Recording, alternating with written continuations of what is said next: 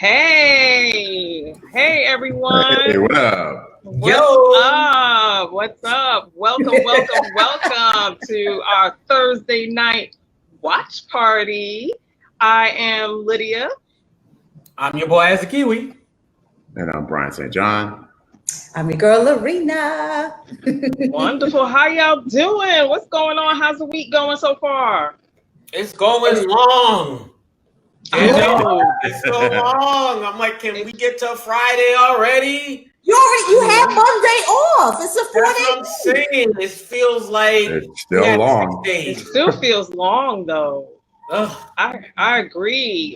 So there's a lot of things kind of happening in the world today. Some are good things, like for instance, Versus is having a Gladys Knight and Patti LaBelle battle on Sunday. They have it real early. Them old ladies must have to get to bed by a certain time. It says 5 o'clock. 5 o'clock. I didn't actually realize that. In my head, it was 8. So it's 5 p.m. Eastern time. Brian? I don't know. I don't know. I got to look at the thing. Cindy, what time is it? Is it 5 Eastern or 5 Pacific? No, it's the normal time. Oh, okay. That's what I saw. Okay. So apologize to the old ladies. Listen, it's gonna be epic and extra. They already in a concert venue, the Fillmore. I'm like, oh, okay, out the studio. I know, but you know what? A lot of people are like dismissing Gladys Knight. They all like, oh, Patti LaBelle, huh? Your people? Yeah, on Facebook. They straight saying, oh, this is Patti. She got this. Mm-hmm. Oh, Gladys needs to just pack it up, and I'm like, well, that's why I just asked who you got. I just asked both of you. I got everybody. Who you got? Nah, I got everybody. I'm Swiss and Tim. I'm for the culture. I'm for the culture. Yeah, me too. Listen, Donnie. Yeah, they're not catty. They're not catty. No. Donnie played. I had to Shazam this song, "Mr. Welfare Man" by Gladys Knight and the Pips. Oh my God, that took me back to the movie with Diane Carroll and oh my God. Claudine, you mean my favorite movie? Oh yes, I got that on DVD. Don't play with me, Claudine. Me too, girl. Yo. But it's gonna be for the culture. It's just gonna be great. And I grew up on loving their special Sisters in the Name of Love, and then them on the Oprah Winfrey Show with Dionne Warwick, and so it's just a love fest. And so this is just going to be nostalgic. It's going to be master classy. It's just going to be great. And I'm loving it. It's not about Patti or Gladys. It's just about look at legacy. Look at the stars. Give them get the flowers, Sid. Mm-hmm. Get the flowers. Get the flowers, Sid. Give them their flowers. The flowers. Oh my gosh. The flowers. But you know what? Go ahead, Lorena. No, I was just gonna say, like, we're giving the flowers, and like when you think about what Versus is doing for the culture, there's gonna be so many people watching this, and you think about, Gladys and Patti. Yes, they are. They can sell out a concert arena, but they're gonna get more people than they probably have had in years. Right. Listening to their music and watching them. So I'm sorry. Go ahead. I just got excited. I can't remember. Brian, what you think? No, I think it's gonna be great. I love both of them, so I'm excited to have both of them in the room and just going through their historical stories and the music that we all grew up on and our parents grew up on. So I think it's great. I love a good old Patti, flapping the wings, and Patty's really going to get into it and everything like that. So, and I love Gladys Knight, and I think they're both. I think it's a good versus to pair the two of them up together. And I'm just excited for the whole historical event. So good for Timbaland and Swiss Beats for respecting the history and bringing these ladies together. I got a shout out. Oh, what's a shout out to Brian's shirt. What we doing? What we working with today? You shout out on my shirt. I did. He did. Oh, thank you. What we working with tonight? What is that? I can't remember the designer. There's so many designers in your closet. There's so many in your closet. He don't know. Sid, he just pulled it off the rack. Right. Sid. He said, and Google it. He said, this old thing. I did that too. Oh my gosh. Yes. The versus Gladys Knight and Patti LaBelle is going to be absolutely epic. They've been friends and known each other for many years. So it's just going to be wonderful to see, two Black females do it and loving on each other and just, having a good time or whatever. So I'm definitely looking forward to that. So that's one of the big things that are happening this week. Anything else happening? Yes. Come on, bring it. No, you go first, Sid. I go after you. Okay. On Saturday we're getting part 2 of DC Fandom. So all you comic heads, you'll get your costumes and cosplays ready because it's going down on Saturday all day long. Why are you talking so fast? I had to get it out before Brian got the nerd alert. Now bring it back down, Sid. Say it again, nice and slow for all the fans out there. We ready? Come on, Sid. We ready. DC Fandom is happening on Saturday, all day Saturday. If you log on to DCFandom.com, you're gonna see all of the panels for DC World, Universe, comics, everything. And it's just going to be a glorious event. It's part 2 to what happened a few weeks back. And I am so excited in honor of the boys tonight. All right. Yeah. I just want to make one comment. Lisa in the comment box. Thank you, Lisa. She said, I like your specs. Thank you so much. Oh, that's nice. Thank you, Lisa. You hit me. All right, Lorena. So what's going on?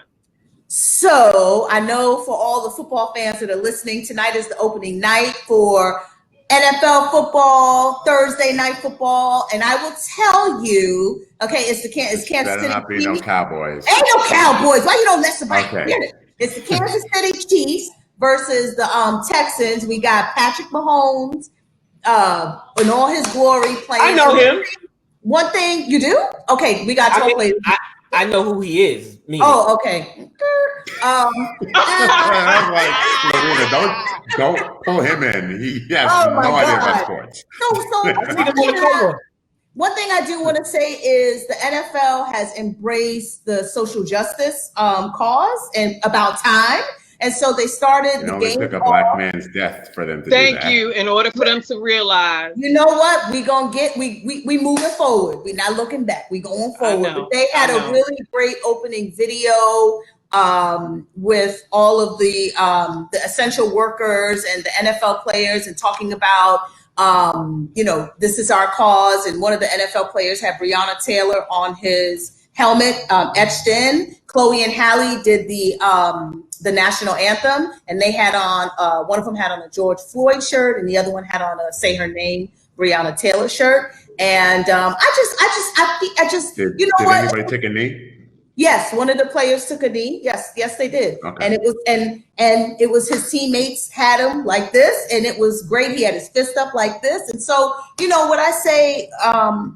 It's definitely unfortunate that we lost a life in George Floyd, but I feel like his legacy is so great, what he has left us just in terms of just the change that has happened. And so I just wanted to mention that my son is up there screaming Thursday night football because he is a football he's fan. watching it right now? Oh, yeah, he's screaming. He's a football fan. He was up there yelling, let's go! Let's go. So I like the direction that the NFL is going in. And there were some people in the stands. They social distance. It's like 25% of the stadium was filled.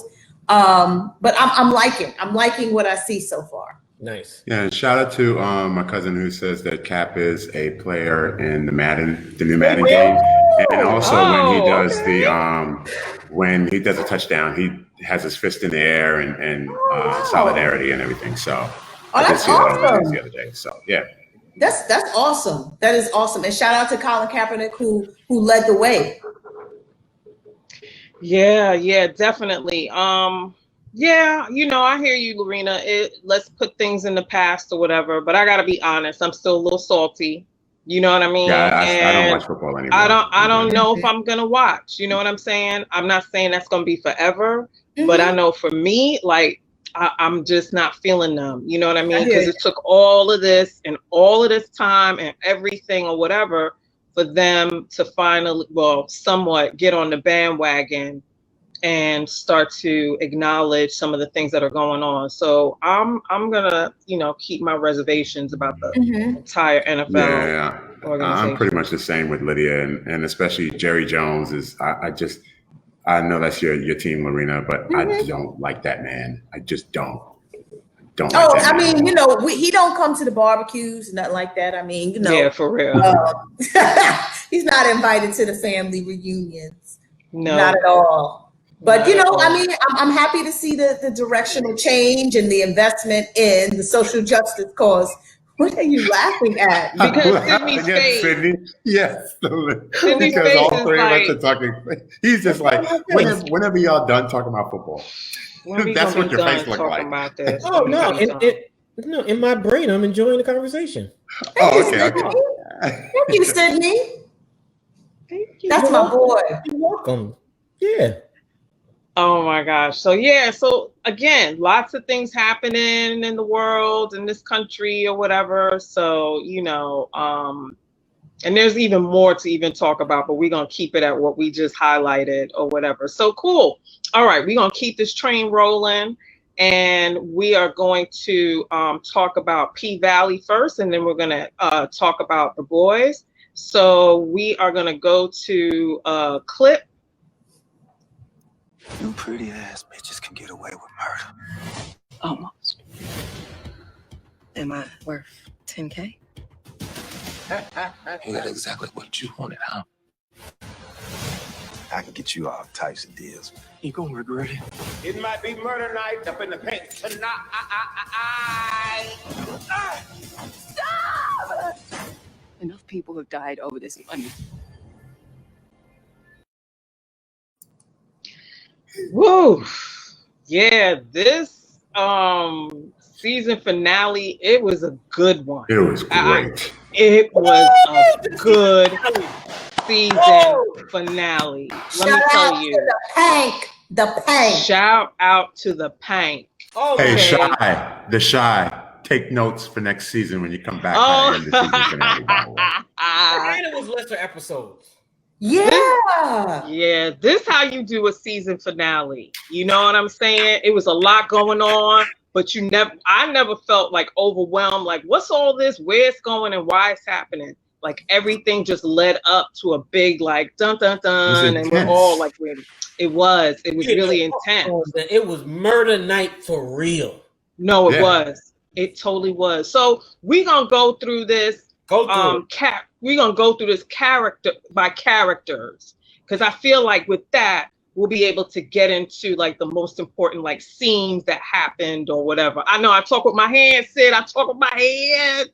Just as long as it's not candy. Stop it.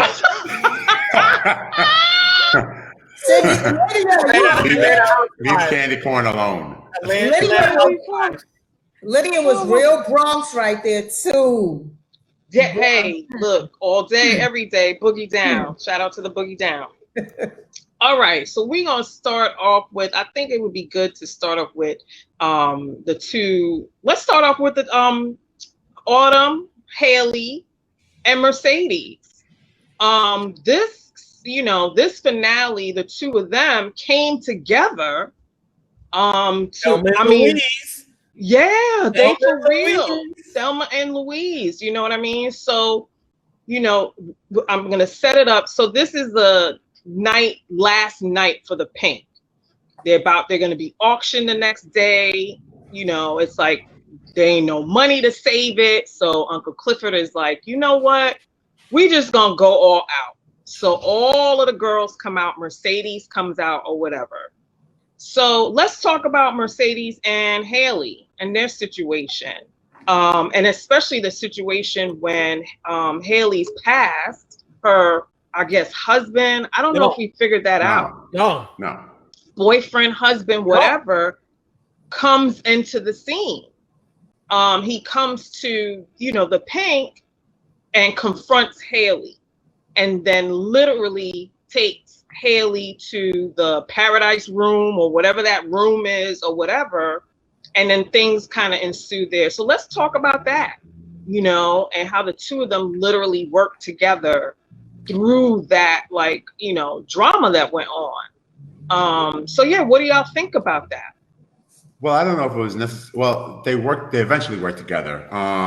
Mercedes, her instinct, can I finish? But I need you to be correct. No, let me finish.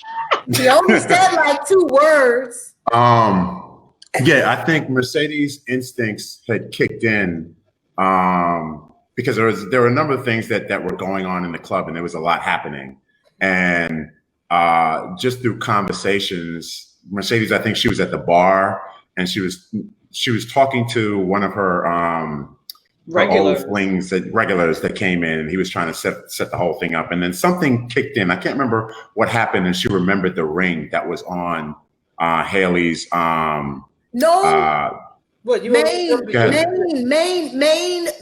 sent the big boy down there with the picture, and that's where she saw the ring. She saw him, and she saw the ring in the picture. That's right. Yeah, right. And then her instincts had kicked in. And then she realized, because she kind of sensed it last week when he ended up at the club and he was only focused on Haley and wanted to take her to the back room.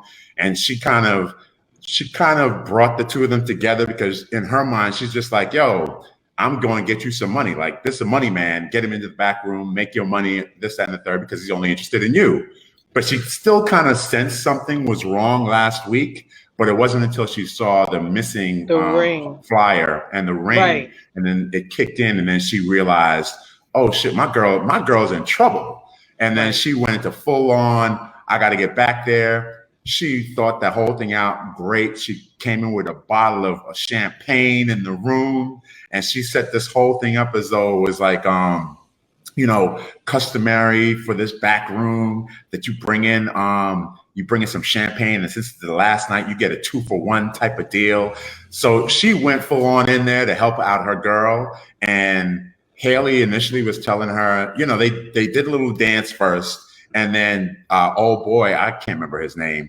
Montavious, yes. So he was not feeling Mercedes in that room, because he's trying to find out where the fuck my money went to. Like, Haley stole all his money.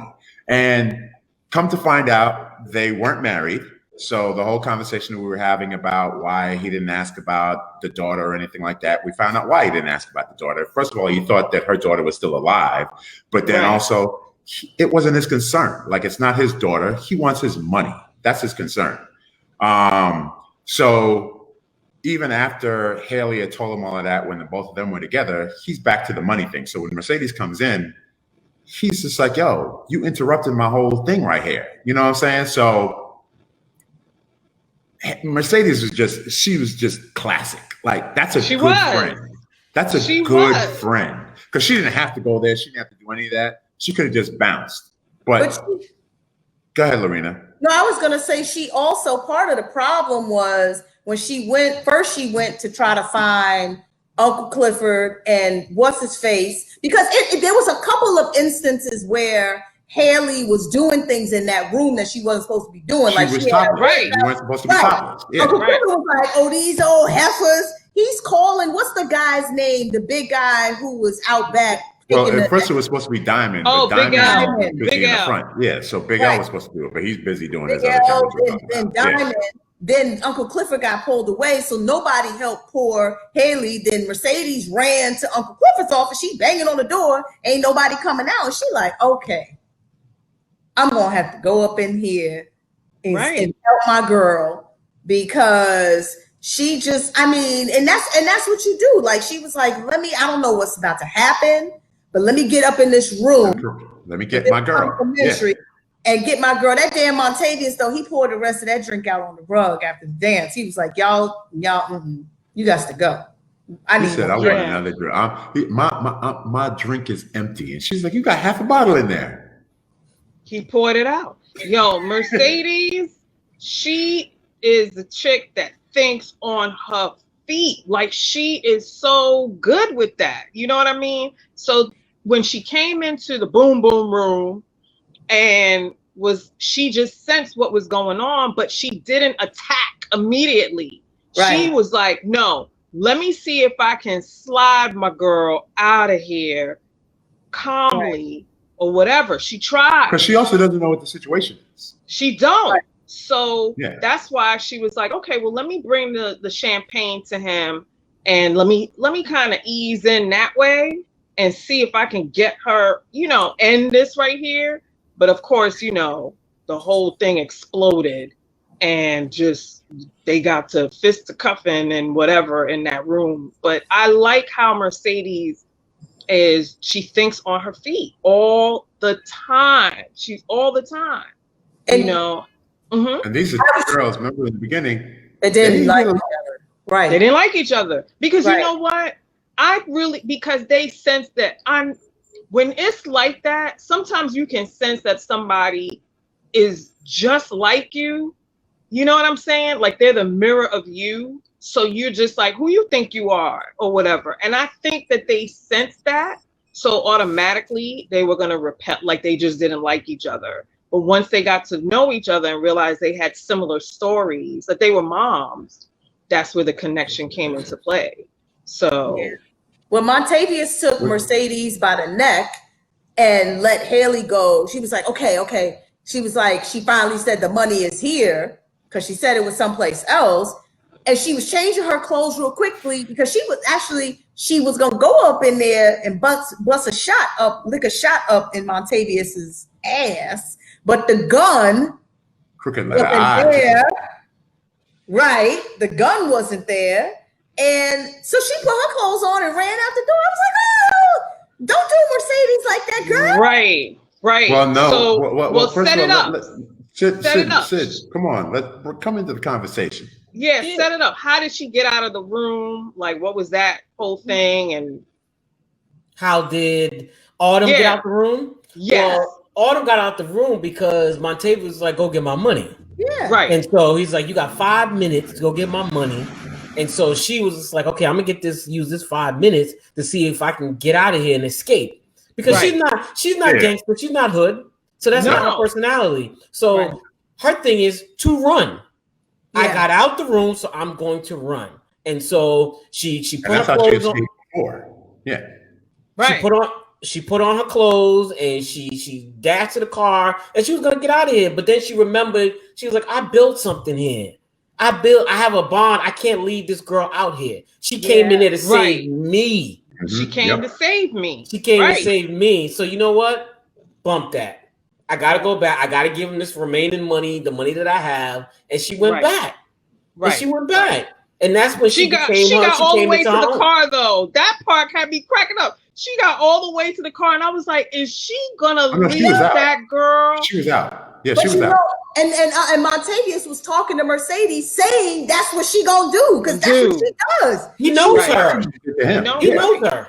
Right. That was we come to find out that it's the saga continues next season because he is not just some guy. Right. He belongs to an organization and he's just a lieutenant. Right. So she was stealing money from something else. The Houston boys or something like that. So whatever happens, he just can't die. So they got to do something with the body because somebody or some people are coming next season. Yep. Right. They're going to come. Right. You're right. So that whole thing was so suspenseful. Like I literally was just sitting there like on the edge of my seat like, oh my God, what is about to happen? Don't you love how everything in the show was suspenseful? It was like it was great. It was building. And you didn't know what was going to happen in every scenario of the club and every character is going through something. I'm like, Oh my God, it's going down. It's murder night. It was so good. And we found out about Haley's past. She was an accountant. So Right. now we know how she was able to embezzle the money from him and do what she needed to do to collect it, to get all that money, because that's her background. Right. And well, go ahead, Liz. Oh no, go ahead, Lorena. No, I was just gonna say with that scene too, when Uncle Clifford is like, oh hell no, here come Uncle Clifford. I was like, oh my God. Like everyone was kind of like, yo, Uncle Clifford was like, I was like, yo, you better not, don't let the feminine clothing fool you. For real. Uncle Clifford goes down. That whole scene was awesome.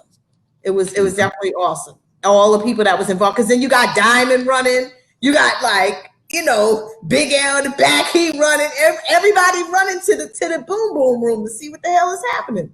And we never get to see what happened. We just see the blood. You never see it. You just heard the shot or whatever. You heard the shot, you saw the blood, and I was like, oh my God. That was a great setup for the end of the show. Great setup. It was a great setup. So, okay, so that was great. What happened with the two of them and that whole scene in the boom boom room. Uncle Clifford, here he is. He gets to a point where he's like, F it. Let's just go out with a bang. You know what I mean? I feel like he didn't give up 100%, but he was just at a point. I honestly don't. I'm out of cards. I don't know which card to play now or what to do. I never felt like because he's the type of person that's always grinding and thinking in his head, like, what can I do? What can I do? But at this point, he's like, well, bump it. Let's just go out with a bang and get this money or whatever. But he had some stuff happening with him too. He had a whole little scene with Lil Murda. Y'all want to talk about that? Yeah, you can't have your cake and eat it too. Yeah. You can't have your cake and eat it too. He tells Lil Murda that he doesn't, we're not meant for the open.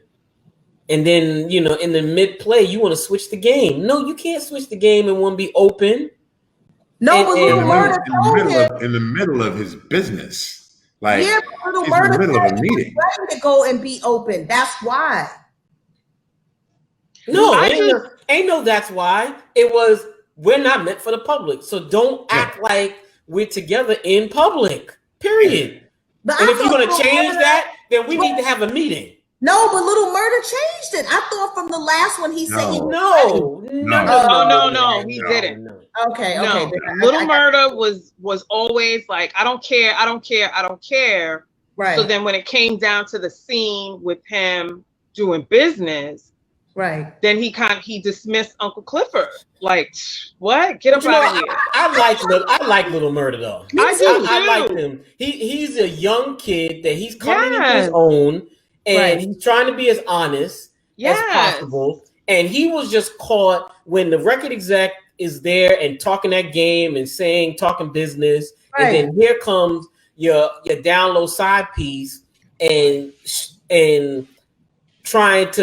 not trying to out you, but just he's not being real familiar. Yeah, being real familiar. Because at the end of the day, Lil Murda still has an image that he's trying to sell.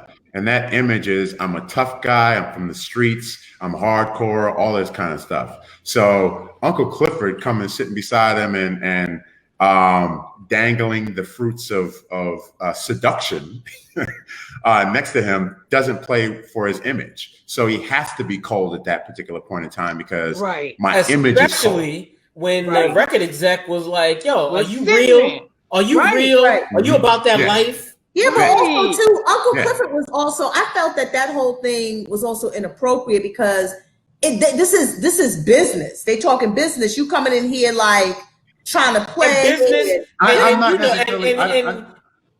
I'm not business. Oh, sorry. No, go ahead. You're not necessarily. I'm sorry, Sid. I'm not necessarily mad at Uncle Clifford for doing what he did because at the end of the day, it is his club. It's the familiarity that he gave to Lil Murda that was just too much. But him coming in there and talking to the executive and popping bottles and I'll get y'all some bottles.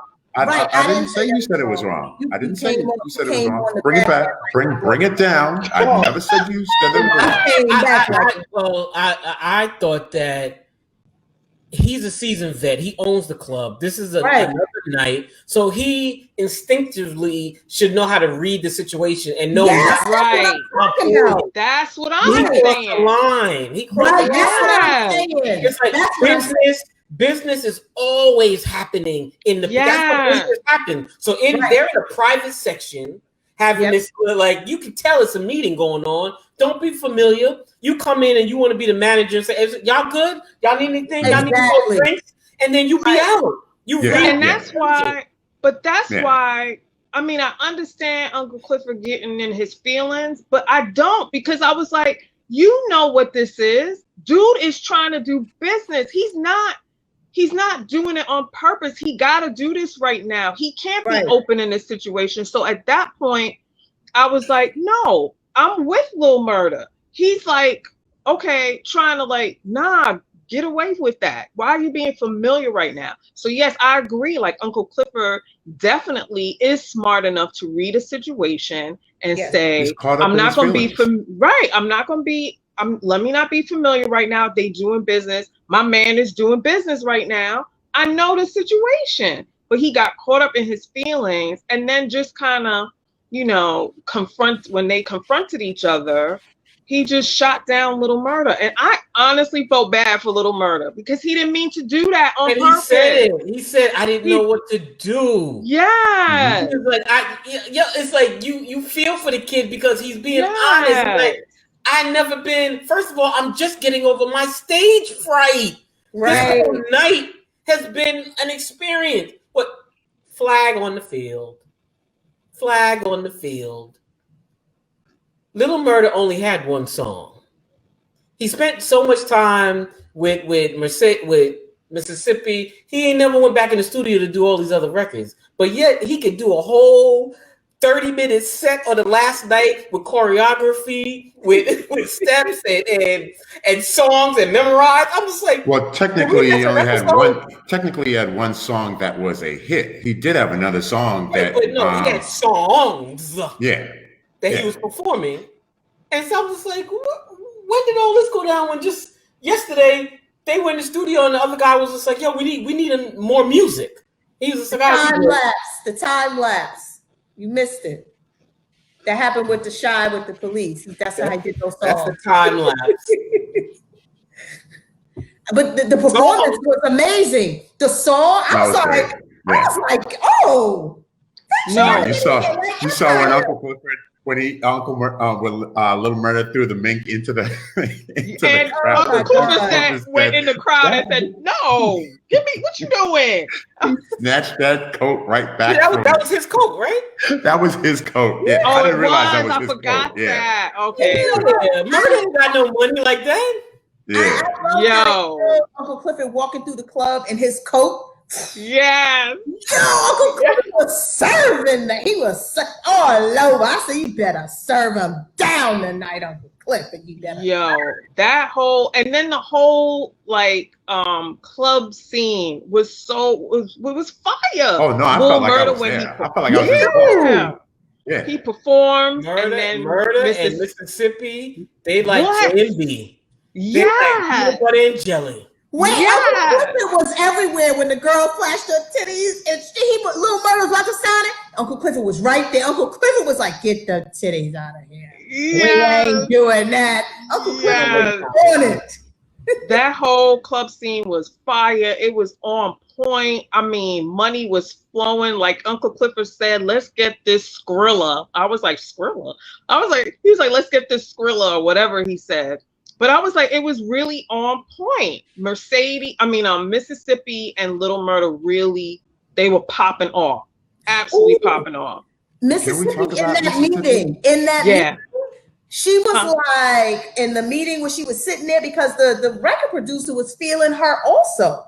Like, not also, he came there for her. He did. He came there for her. He came there for her. He wasn't there for a Little Murda. Yeah. But she got a little puffed up because her little husband or whatever he is, the white guy, he was like, "Can I talk to you for a second?" No, right now. I was like, No, but good. She's gonna get a beating regardless. So Yeah, you're going to beat me, so you can beat me after this meeting. Right. Yeah. After I get this after I set up this deal right here, because I'm like, you're not At the gonna end of mess the up day, my she's grind. setting it up for both of them. She's setting it up for the whole family because she's clearly not leaving him. Right. Okay. So now let's go into M-I, crooked letter I, crooked letter I, humpback I. Let's talk about her. Let's talk about Mississippi. So okay. So she's also in that like private VIP area with with Lil Murda's manager and the producer, the guy from the label or whatever. And the guy from the label is, as we said, is feeling her. He's like, no, I want her. I want to sign her and just kind of, work with her. And Little Murda is like, he's like a side thought or whatever. So she's in this room and she's talking business. And then, as you said, they ran into the husband. Well, the husband comes and says, hey, can I talk to you? And then she says, damn insecure. Well, now he sees, oh, she's pop. Like he sees all of this that's going on because before she wasn't. Remember, she wasn't popping. Mercedes was the headliner, but she took over Mercedes' spot. So now he's seeing her and he's like, oh, wait a minute. She's popping now. You know what I'm saying? So now he's looking at her differently or whatever. So let's talk about Mississippi. And he's looking at her different. He want to beat her different. Yeah, once a beater, always a beater. Let's talk about that. Go ahead, B. No, what were you going to say, Lorena? No, I mean, I was about to say I don't understand her, but I guess I do. I guess when you suffer from a battered woman syndrome, she's beautiful and all that, but she obviously suffers from low self-esteem. Your love, but also suffering from low self-esteem. Yeah. Because when you suffer, you don't feel like you deserve more. Because Diamond look good. God, listen, what? He about to kill. And I'm like, Diamond got his ass whooped too, though. I was like, Diamond okay, white boy. He did for her. Like, Diamond okay, talked white all boy. that talk.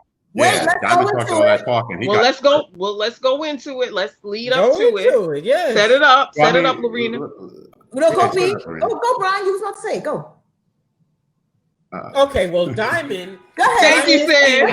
Diamond sees what was going on in the little room, and he's watching from across the room, across the bar, and he sees the abuse or the nudging from the husband. So as soon as the husband is clear from Diamond, he has to step to him. It's like, yo, I saw what you did. I saw, you held up against the wall. That ain't right. And, I don't blame him because that's inside the club. Right. And he is a protector of everything and everyone inside the club. So that is his business. Right. And so, of course, you got the husband and then you got the admirer that's going to come to blows. And we know it was coming. So it came to a head and they started to fight. I didn't realize that her husband got them paws. He got hands. He got hands. He got hands. He got hands because he beat that ass. He really did. They fought. I felt like it was an equal match. Mm-hmm. Fighting. It was an equal match. Yeah. Yeah. They got the best of both. They got the best of each other. Mm-hmm. Yeah. But then at the end of the day, Mississippi comes. Mississippi has the gun that Haley had put in her locker, and which was for protection against her husband or boyfriend, whoever he is, the white boy. And she ended up turning the gun on Diamond because Diamond was about to finish him. And she turned the gun on Diamond and told Diamond to leave him alone. Don't touch him. I was hurt. I was hurt for Diamond. I was hurt, but I understood. No, I did. I'm like, at the end of the day, if anybody's gonna take him out, it has to be her. Yeah, but not it only has to be her, and that's the mother, the father of her child. We don't know the depth of. They could be childhood sweethearts. We don't know how deep it goes, and so it's just like her husband is being demolished, and it's like, okay, you beat him. Stop. Right. Yes, we get it, but you still are like, oh my gosh, like he put his life on he did. You know what I mean? And so he's doing what he's naturally wanting to do because he really likes her too, and he wants to protect her. Right. So yes, he's beating the mess out of him, but again, that's the father of her children, and also a part of that whole battered women's thing. It's like, no, please don't hurt him. You know what I'm saying? Part of just that mentality, and but the look on Diamond's face, oh my God, you could feel it through the TV. He put himself in a situation that he thought he was doing the right thing. He thought that he thought this is something that she's always wanted.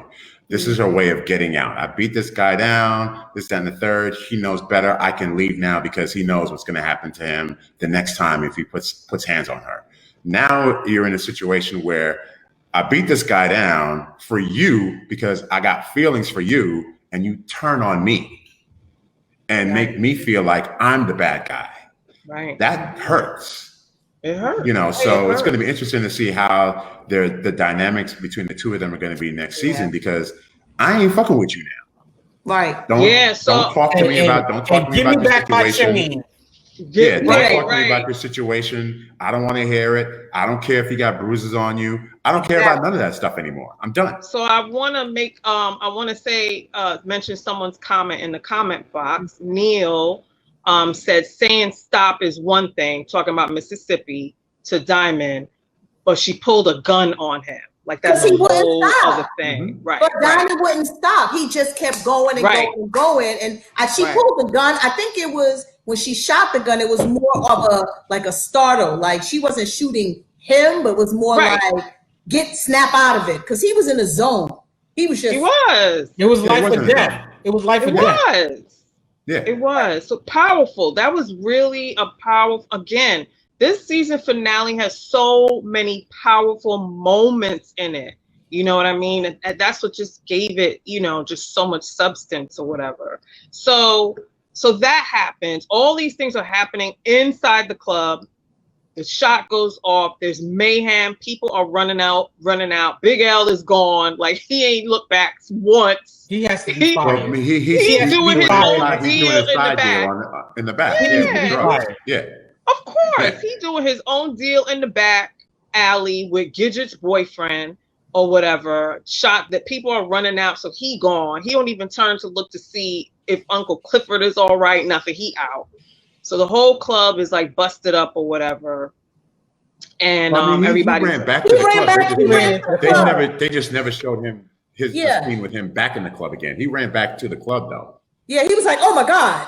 Like, when the gunshots happened, he ran back to the club. Yeah, that's right. Mm-hmm. So it was mayhem going on or whatever, and that's pretty much what went on, like with the club or whatever. Mm-hmm. So then we move fast forward, and they go to the funeral scene.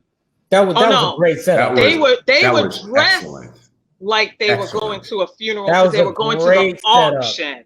They were going to the auction, so everyone was dressed in black. So it made you think, like, for a second, and this was right after one by one, because we thought in the room somebody got shot. We didn't know who it was. Yeah, right. In the morning, they're introducing each person one by one. So you're just like, okay, it's not this person. This person didn't get killed. You're like process of elimination. It's like, well, what happened? Right. And then it's the damn auction. They're so damn dramatic. Wardrobe. But it was great. It was great though. It was great. They're doing the auction or whatever. Andre, so that they're the guys up there, he's doing the bids. Andre is like, all right, this amount of money. And then in comes Haley and she starts bidding, and the two of them get into a bidding war. Can we talk about the uncle who comes in with that hot red pimp suit? Pimped out with the gold tooth. No, but it was symbolic. He was coming in as the devil. Yeah. He was coming in very Mississippi. Yeah. You're right. He was the devil. Yes, he was. You're right. He's evil. Oh, and Haley was in white. Like angel. Yeah. That's right. Yes. That's right, Sid. Symbolism. all symbolic. Oh my gosh, it was beautifully done. It was beautifully done how they did that. So, so yes. So Haley comes in, her and Andre are in this bidding war over the pink. Grandmother and Uncle Clifford are sitting there and they're just clutching their pearls like, oh my gosh. And then Haley wins out. She does the highest bid. All of her money. All of it. And Andre had a cap. Andre was limited to what, 250 without getting approval, or was it 200? It was 200, and then he had to get approval. Yeah. And of course, that pissed off his godfather, pimped out Mayor Tyrell, whatever his name is, pissed him off. And Haley, real quick, remember Andre hung up the phone. Andre let the deal go through. Yeah, he did. Yeah, you're right. That's interesting. If they in the next season, whether the uncle finds out that Andre let that deal go through, because Andre could have asked the guy for more money, and as soon as he heard him, he hung up. So right. So, and then his godfather was pissed off because he was just like, you didn't even ask for more money or whatever the case was. How do you come in and you don't, and you have a cap? Well, you got a cap. I was like, how you coming into the auction? And you got a cap. And his wife. Well, because he's saying that they gave he's allotted all this money to buy all this other stuff, but for this you have a cap on. That's what didn't make any sense. Yeah, but Cindy, what are you going to say about the wife? The wife is sitting there and observing him like, what's going on here? Mm-hmm. What's happening? Who's she? Why'd you hang up the phone? What's going on? And he sees the chemistry between him and her again. Mm-hmm. Yeah, it was fire in that auction room. But it was definitely a bright moment that Haley saved the club, and now she's partnering with Uncle Clifford in that club or whatever. So you want to say something, Brian? No. Oh, okay. I do want to say something. Not my fault. You can't talk. Are we going to? Let me start talking, then Brian will start talking. Banana. So I felt really bad for Mercedes at the end, especially she goes to her mom. Oh yeah, she went through mom. And then her mom was like, "Remember, I'm dead to you." I said, "Oh, shit, you are." And the Emmy goes to me for best line of the season finale. I say, "Go, mom, go, Patricia." And you know what? And then you got Mercedes crying and banging at the door because at the end of the day, after that traumatic experience, she needed her mother. After that she needed her mom. She needed her mom. And she done been through the ringer, and at the end of the day, she needed her mother, and her mother said, "Remember, you dead to me." And for that reaction, it makes me feel like she might have been the one to kill him. That's what I'm saying. We don't know who killed him. Right. And she never killed nobody before. Right, because they asked Uncle Clifford, like, is it done? Like, is it done? Right. It's taken care of. Like, okay, somebody took care of the body or whatever. Yeah. Because Mercedes fell apart. Mercedes, she fell apart. So she goes to her mom first. Mom is like, beat it. And then she goes back to the club. And she's visibly she's done. Like broken. She can't. And Uncle Clifford and Haley sort of like, kind of pick her up emotionally and just kind of, or whatever. Haley's been through this already. Haley tried to kill him before. She thought he was dead. So this is not the first rodeo for Haley. Like, this is her second go round. Right. So she's got a little teeth on her right now because, she's done this before. Right. What's interesting to me is at the end, what's going to happen to the dynamic of the club. Like when Clifford and Haley are talking and it's like, you owe me, well, now you owe me. How is it going to go now? Is she still going to be a stripper? Is she just going to be an owner? Right. Like, it's going to be interesting to see the dynamic of how it goes forward next season. Because there's going to be it's going to be a dynamic between the two of them. You know what I'm saying? But it's going to be really interesting to see how all of that plays out. But yes. Oh, go ahead, Brian. You want to say something? No. Oh. Only if Sydney says I said Sydney talk. Sydney talk, and then he'll want to say something. Wasn't I the one that invited him into the conversations earlier when he wasn't saying anything? Yeah, because you needed him to say something so then you could start going in. High five. Bananas.